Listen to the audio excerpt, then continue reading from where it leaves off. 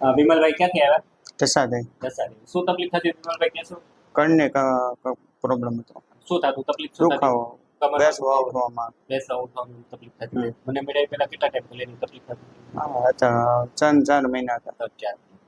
પછી વિમલભાઈ તમે 3 પહેલી વખત આવ્યા હતા, બરાબર? આજે ટોટલ તમે 8 વખત અહીંયા આવ્યા. આપણે 8 સેશન કર્યા. વિમલભાઈ હવે કેમ લાગે છે? ના, સારું છે સર. હવે પહેલા જે તકલીફ હતી એમાં કેટલી તકલીફ આવે છે? કેમ લાગે છે ના, પહેલા? રાહત છે. બહુ સારું છે પહેલા. સારું હવે જે તમને બેસવામાં જે તકલીફ હતી આવે છે? નથી.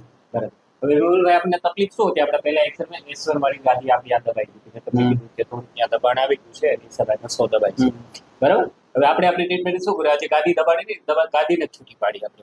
ગાદી છૂટી પડી ગઈ એટલે નસોમાં દબાણ મટી ગયું. નસોમાં દબાણ મટી ગયું એટલે તમને જે તકલીફ આવતી હતી એ ટૂંકમાં નહીં મટી ગઈ, બરાબર? હમણાંનો એક્સરે પણ આપણો સારો છે વિમલભાઈ. અને વિમલભાઈ મેઇન વસ્તુ કે મારા તો ત્યાં તમને કોઈ દવા આપવામાં આવી નહીં સર. જે આપણે મટ્યું છે આપણી ટૂંકમાં થેરાપી સેટિંગથી જ મટ્યું છે, બરાબર વિમલભાઈ? અને વિમલભાઈ કેવી લાગી તમને મારી સારવાર? નહીં, સારી લાગી. બરાબર. તમારી જેવી તકલીફ વાળા કમરના દુખાવાળા દર્દી હોય તો આવી શકે, આવી શકે. મેઇન વસ્તુ કે દવા નથી આવતી, નેચરલ થેરાપી, નેચરલ સેટિંગ થી ટૂંકમાં ફરક પડી જાય છે, બરાબર? અને વિમલભાઈ વિડીયો યુટ્યુબ ઉપર મૂકીએ. હા, મૂકો.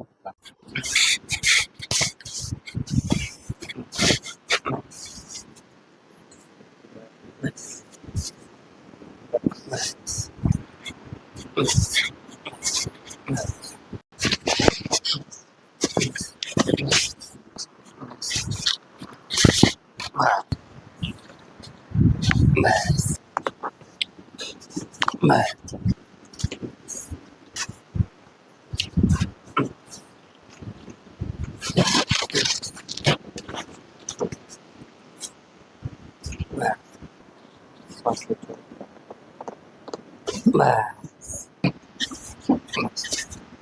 થઈ ગયું.